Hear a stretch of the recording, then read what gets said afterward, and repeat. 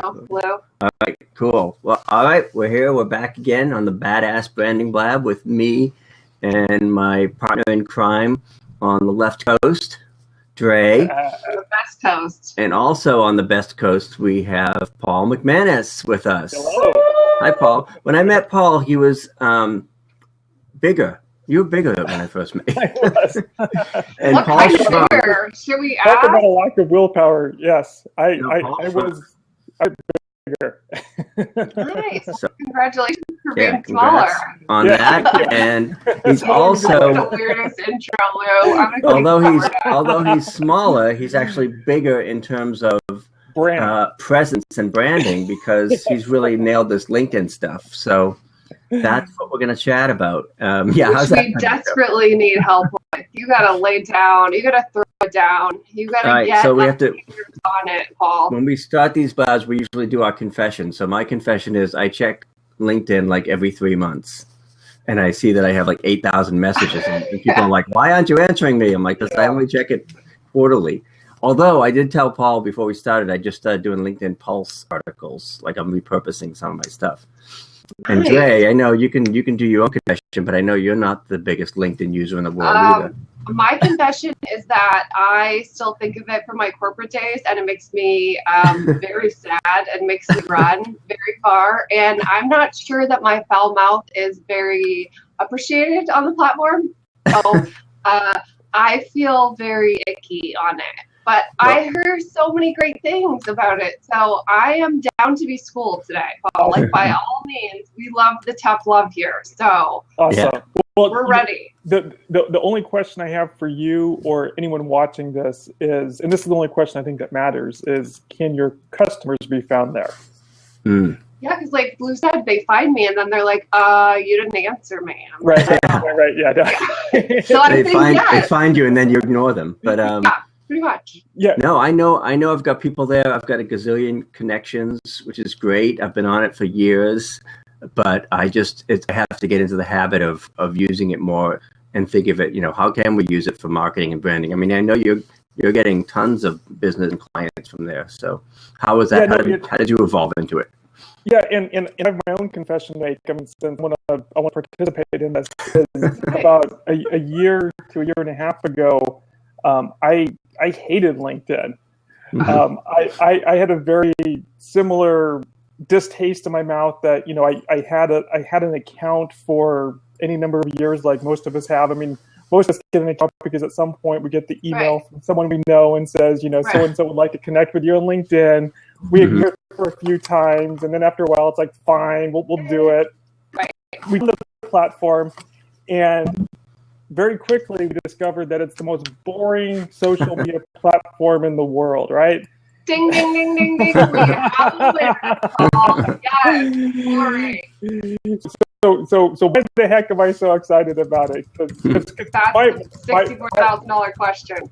My whole branding is more clients, more fun. So I definitely am not into boring whatsoever. So the reason most people perceive it as boring is because they interact with it in a very boring way. In other words, it started off for 90%, 95% of people, it's simply a place to dump your resume. And so the cool thing is that you can find most anybody there. That's one of the things that makes it so great from a targeting standpoint, is that, much better than, say, other social media platforms or even your own database of subscribers, maybe on email, is that everybody freely uploads their information into LinkedIn, their current information, their position, where they live, all those details that if you're doing B2B and you want to very strategically target people, it makes it incredibly easy to do. Yep. That being said, most people, because they simply see it as a place to dump their resume, most people are not engaged in the platform. Most people have an account, but they're not engaged in it. And then occasionally they'll say, okay, well, I got this LinkedIn account. Let me go check it out. They're like, oh, this is so boring. Why am I here, right? So if that describes you, then do not despair. You are normal. Yeah. Well, there's nothing wrong with you. Now, how do we make this a very lucrative platform because at the end of the day, I'm a big believer in, we were just joking about chasing bright, shiny objects. And so, if you can't make money off of it, don't waste your time on it, right? Right. So how can we get the most bang for our buck while spending less time on it as a platform? That's what I like to do. Yes. Yes, me too, Paul. I'm right there. You have me on that device. All right. Well, and one of the key elements is branding. And I'm not just trying to play to the crowd here, but I think branding is critically important, and it really is the difference between treating it as that boring resume dump that most people do, and actually standing out in a positive way. And so, Dre, I think, your personality and your ability to stand out would actually be terrific because your people will find you much more quickly. I mean, if you're at a party and everybody's boring, who do they gravitate to? The one on the top of the bar. That's fun. Right, exactly. Jay has a collection of, you have a collection of lampshades at your house that you occasionally wear your head. So. It could be a gold mine for you. Yeah. So along the lines of branding, and this is a concept that I know Lou's very familiar with, and this, it's the basis of your branding. It's, who do you serve and what do you help them do, right? Yeah. If you look at any or anyone's LinkedIn profile, it's going to be the standard resume approach, which says owner, CEO, et cetera, in that founder, in that subject line. And that's wonderful for salespeople trying to target you, but it does us no good when we're trying to attract our ideal clients to us. Right. So it's the foundation for everything else, for all the strategies that I employ and teach people to employ, and for the branding, is to first figure out, how do I want to use LinkedIn?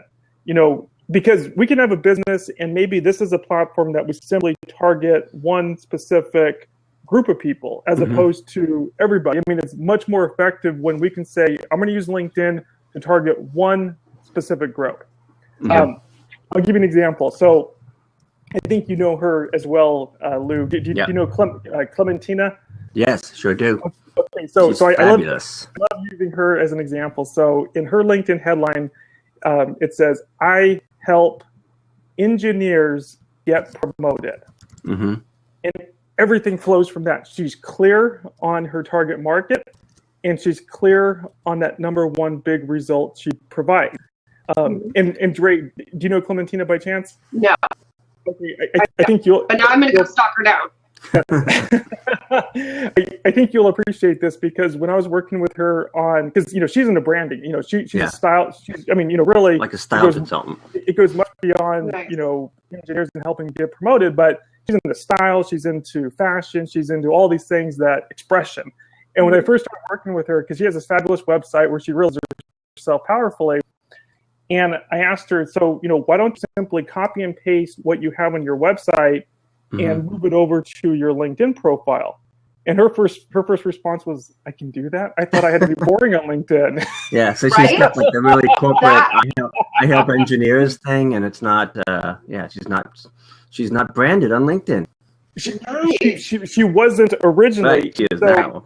Yeah, and so in her market's evolving as well, but just where she started, just the power of it was understanding and appreciating that you don't have to be boring. In fact, if you want to get clients from LinkedIn, you're better off not being boring. You're better off being fully self-expressed. And the reason that the three elements that are so important, and this is just very basic branding, but it's that picture, it's how do you want to show up in the world, it's that LinkedIn, and it's that LinkedIn headline. And the reason those two things are so important from a branding perspective is that to the extent that you engage on the platform, to the extent that you publish on polls, to the extent that you share a status update, to the extent that you repurpose content videos like this on LinkedIn, the thing that everybody sees in the news feed is your picture and your headline. Right. And so if you want to connect the right people to you, you don't want to say founder, CEO, author, whatever, because who cares? Yeah. What's in it for me? I don't care. But it starts from right there. Yeah. is that your title? Is that the headline is the same as your title, or are those two different things? I mean, I know you can add jobs and stuff, but you're talking about, I think we do put our title typically, and that's what you're calling the headline. Exactly. Yeah. No. So down in the experience section, you can absolutely keep all of your past experience. You can still use it as a resume in that bottom section. So down there, it's perfectly fine to say CEO, founder. But at the very top of your LinkedIn profile, the headline is what If you ever go into the newsfeed and see what you see what shows up, it's their picture. And it's the headline. And that's where you get to decide how you want to be known within the LinkedIn universe. Right. Gotcha. So what would be a good headline? Were you saying like that I help engineers get promoted? Like that's a top-notch headline? I mean, even if that's not what she's doing right now, like that's like straight to the point.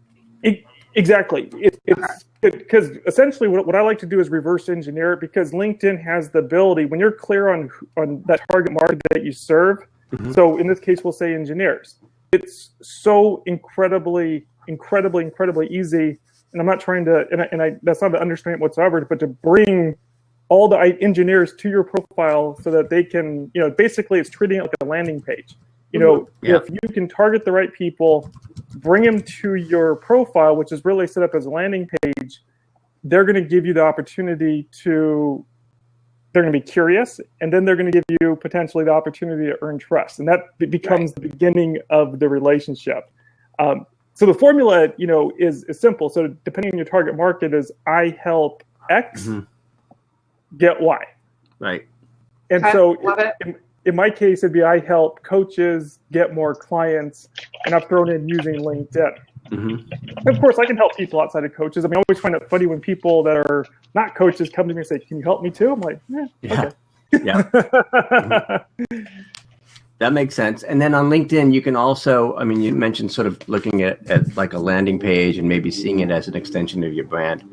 But can you control the way people see it, like you can in other platforms? Like I think the way I have it set up is the first thing you see, instead of like the resume, I have videos, because I want people to see that I do videos. So I push that up to the top, and hopefully that's what people see first.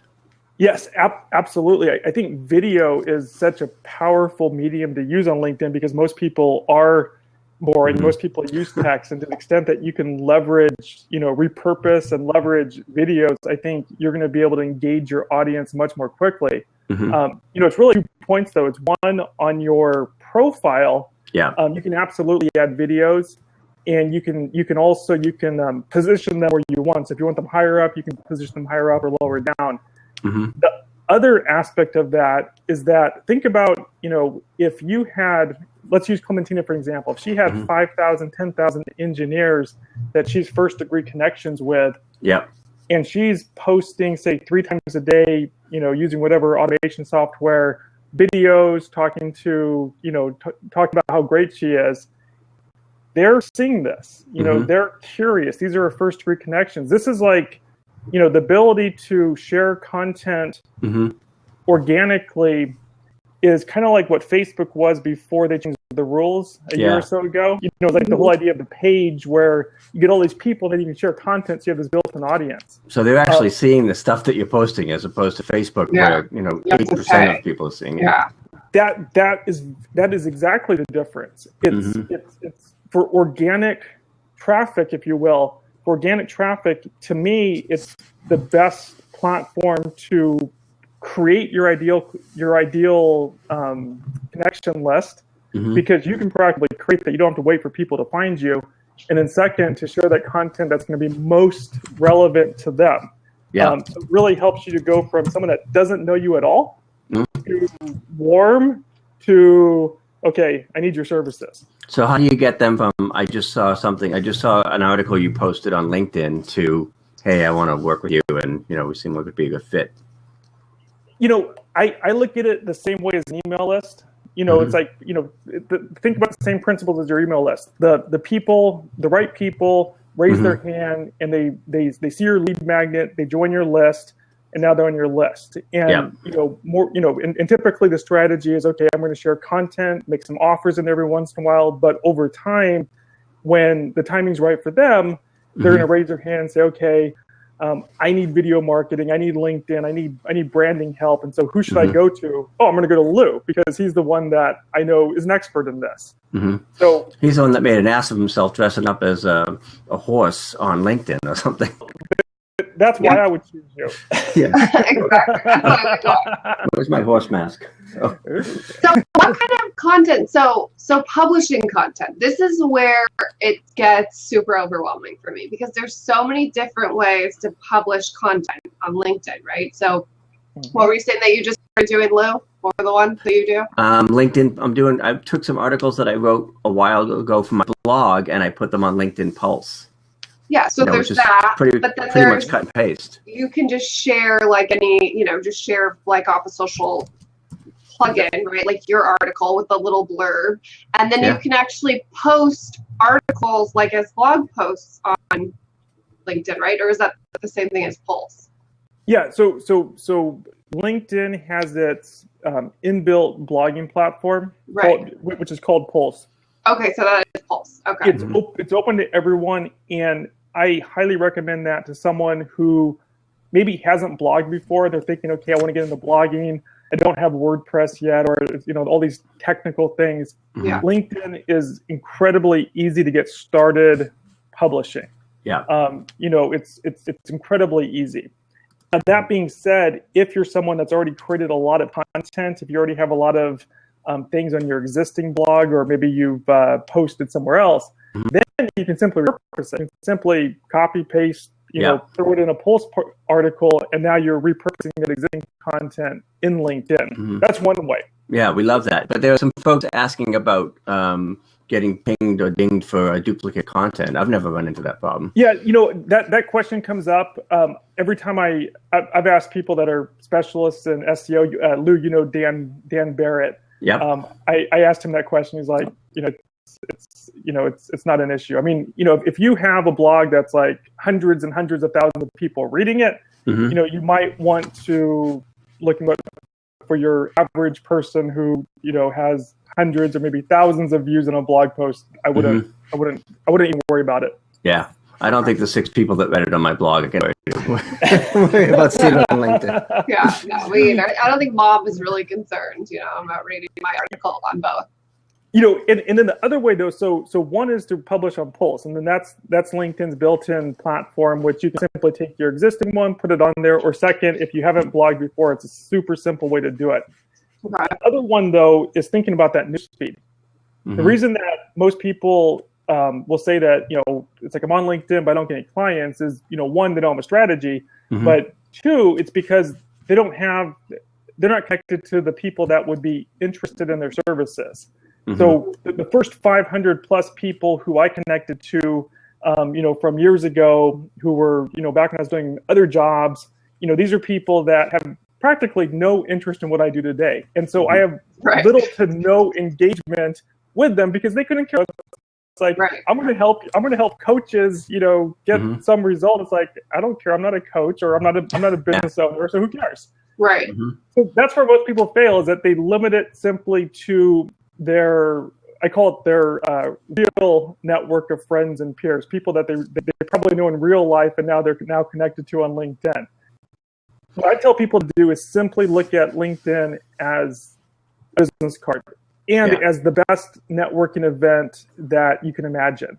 So if you're clear on who you want to connect with, and you know who you want to connect with, and you simply treat it as a business card, you can create best network of people in the world. You can have literally the best network of people in the world. These are all your potential clients, your potential partners, the people that are going to help you get more business. Those are the people you want to bring into your first degree connections, because when you're taking the time to either publish content or repurpose content, which I'm a big fan of, on LinkedIn, these are the people that are going to raise their hand over time. I know the other thing I forgot, I have a LinkedIn video marketing group that I created that's like a private group. I have to approve you and stuff like that. I keep forgetting, wow, it's like 300-400 people in there just sitting there waiting for me to do something, I guess.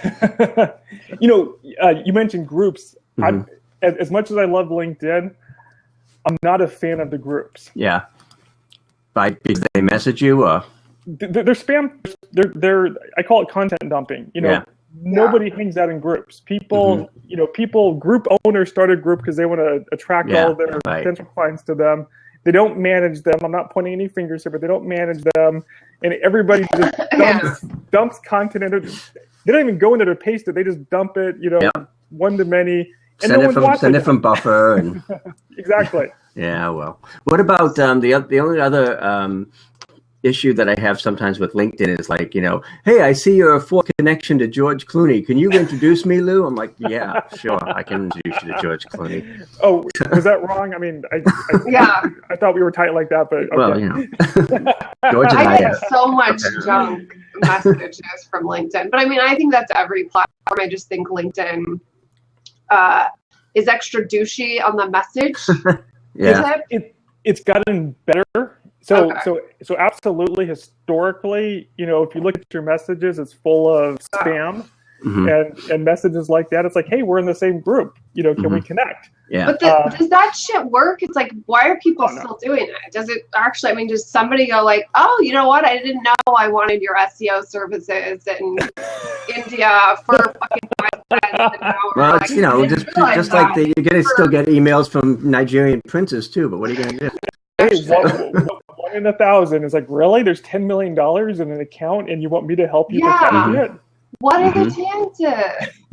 So how the hell do we find these people, right? So basically we want to do like video marketing. Yeah, we want to do branding, like, and find the right people. How the hell do I find those people on LinkedIn without being the spammy ass or spending 1,000,000 trillion hours like in the rabbit hole of searches? Mm-hmm. Yes. So very, very, very simple method. And this is, I refer to, or people commonly refer to it as lead automation software. Mm-hmm. So there's a couple of different ones that I'm familiar with.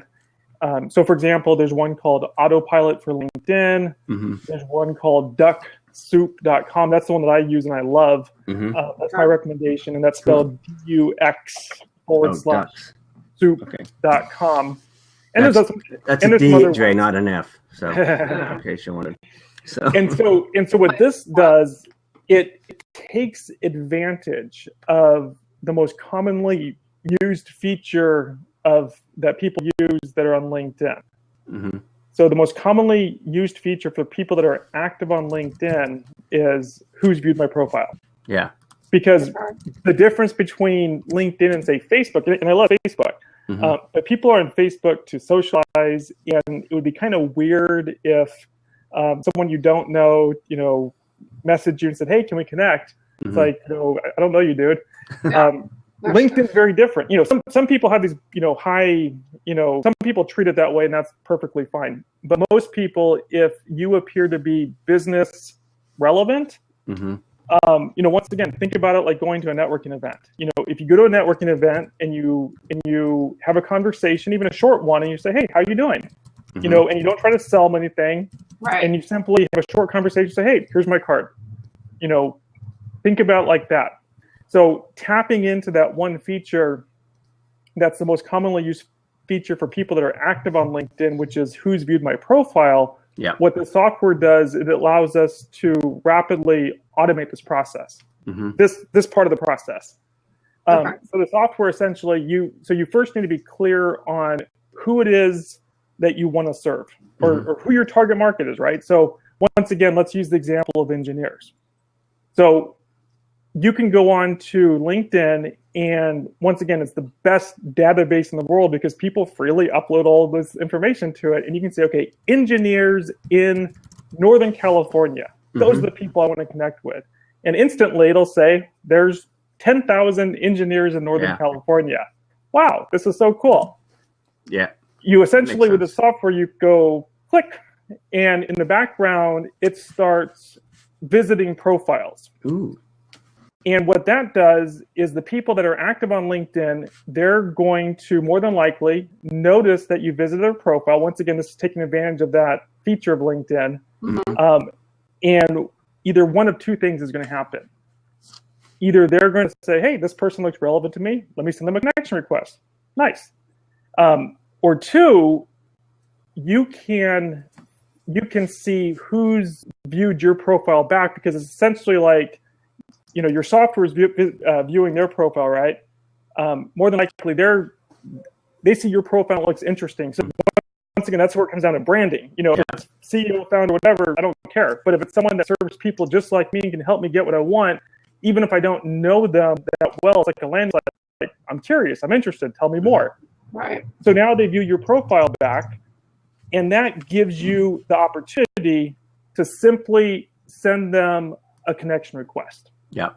And the purpose of the connection request is not to sell them anything. It's not to be one of those people, those spammy, salesy, You just call them douchebags. That's Dre's simply, term. simply to bring them in to your first degree connections. And the process of doing that is incredibly easy. Mm-hmm. That's and awesome. what you do over time following this process, so think about it like building a list. Mm-hmm. So many of us, list building can be easier, it can be hard depending on where you are in your business today. But, think about getting your first 1,500 people on your list. Once you get there, then it gets easier because you know the process. But, if you're looking at list building, this is the simplest way to do it, because essentially these people are joining your list. They're joining your first degree connections. And now, as you have these people in your target market, these people that at some point might be very interested in your services, and you're constantly sharing content, say in the newsfeed, and that can be automated as well. But it's like, video marketing strategy for this. Or going back to our example of engineers, it's like how engineers can get promoted, how engineers can get this, how engineers can get that. So you have to have good content. But over time, the person's like, okay, I need to know more about this person. I want that result. I want to get promoted. Right. And that's where it enters what would be a very normal human relationship. So this is where you don't have to go be spammy and try to, solicit business per se. This is where the business comes to you, because when the timing's right for them, they're going to come to you because now they're familiar with you, they're aware of you, and they're going to say, can we have a sales conversation? Yeah. It's the know, like, and trust again. We love that. So quickly, before we wrap up, I know we got a couple quick questions here. One of them is, and I've tried this before, but is LinkedIn Premium or the Pro version worthwhile? Is it worth it? Okay. So if you're using a lead generation software like DuckSoup, then what I recommend is Sales Navigator. So Sales Navigator is a new tool that LinkedIn came out with. It's very much, it works very well with lead automation software. Yeah. If you're not using lead automation software, just do a basic account. You don't need premium. You don't need to pay for anything. Yeah. And then it looks like Jerry, my pal Jerry Redding got he. Yes, LinkedIn. I love LinkedIn Jail. Oh, what did he do? Yes, so LinkedIn Jail. LinkedIn Jail is a place where if you either send out too many outbound connection requests, LinkedIn's no different than any other platform that tries to protect its members.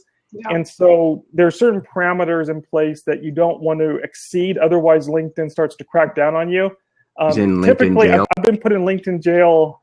I think we lost Lou. He'll be back. I've been put in LinkedIn jail once myself. I got out on good behavior, but generally, it's I think they'll put you. You won't have access to your account for like 24, 48 hours, but that's just a sign that you're being too aggressive in your outbound activity. So there is some parameters you want to stay within. Yeah, and then they'll just automatically unblock your account. Like Pinterest does the same thing. If you pin too many things like repetitively, they'll block you for like 24 hours. But there's nothing you have to do, right? You just have to wait it out. Exactly. Just like go in the corner, stare at the wall, and be like, "I was bad," and in 24 hours, I get out. You put your dunce hat on. You're okay. Exactly. You own it. Exactly. You own it, and you let it be a lesson, and say, "Okay, how do I avoid this again?" Because you don't want to go into jail multiple times, because then they could crack down further. So, in LinkedIn jail, take that as a lesson and know what not to do for the next time. Now, I have one last question before we wrap up. How many times should you publish to LinkedIn? Like, are we talking daily, once or twice a week? What is like best practice as far as publishing your own stuff or posting things to the feed? Sure. So I'll tell you what I do. In terms of publishing on Pulse, it's really however often you want to do it. I mean, creating content's a lot of work. Yeah. And so it could be once a day, it could be once a week, it could be once a month. I haven't published in months because I'm fundamentally lazy. I would rather share. On the other side, though, what I've been doing in the LinkedIn news feed is that once you have your first degree connections filled with your potential clients, your target market, that you want to take advantage of. So what I recommend is 3 times a day, 5 days a week. And so it's a professional platform, so people are on it Monday through Friday during work hours. And so I just like to do about 3 times a day. Oh, so you can. Okay, I would have thought that would be spammy, but 3 times a day, 5 days a week, Monday through Friday, we're good. Yes. Yep, I've been doing that, and it's been working very well. And should you make that like maybe 1 of yours and 2 of someone else's, or should it really be heavier on your own content? To the extent it's your content, I think it's better because then people enter your sales cycle. If you have quality content, I would put all of your own quality content. Where people get stuck and it doesn't turn into business is that they simply share third-party content all the time, and they're trying to stay relevant, saying, "Hey, I'm interested in this," and that's okay. But it really doesn't enter the person into your sales cycle. And so, to the extent you can put your own content, your own lead-generating content, ungated, the better. Sweet. All right. Well, you sold me. I'm going to give it a whirl. It's not going to get all my attention, but I'm going to stop being an official hater. I'm going to publish more. I'm going to change my headline today. Nice. Dre, we put Paul's link in the. We put Paul's link in the chat because I had to come back on my phone. Yeah. Well, that's what I was going to ask you. So where can people find you? And either you can type that in or I can type that in. And tell them, where they can find you and how they can work with you. Absolutely. So I just typed in my my LinkedIn profile. So that's where I spend most of my time. And then the other place to find me is at my website, which is moreclientsmorefun.com. See, I don't like to be boring. More clients, more fun. I know. I'm already sold. I'm already an official stalker. Well, you can't get away. And we do a webinar, a live webinar, most every Wednesday. So if anyone wants to get more tips, definitely come over to our website, and you'll see information about our weekly webinar about how to get more clients using LinkedIn. Perfect. Well, thank you so much, Paul. This was seriously, I know a lot of us. You busted some myths, not boring, totally easy. And you can be yourself. The permission slip that you just gave me. It's watch out, because now you're going to be connected to me, and I'm going to be myself. It could get hairy for you out there. But thank you so much for sharing all this LinkedIn, because it was a demystifier for me, and it was epic to meet you. And like I said, I'm a fan. So thanks again, Paul, and thanks everybody for watching. We will be back next week, same time, same channel. Bye, guys. Bye, everyone. Thanks, Paul. Thanks so much for having me. Bye. Bye.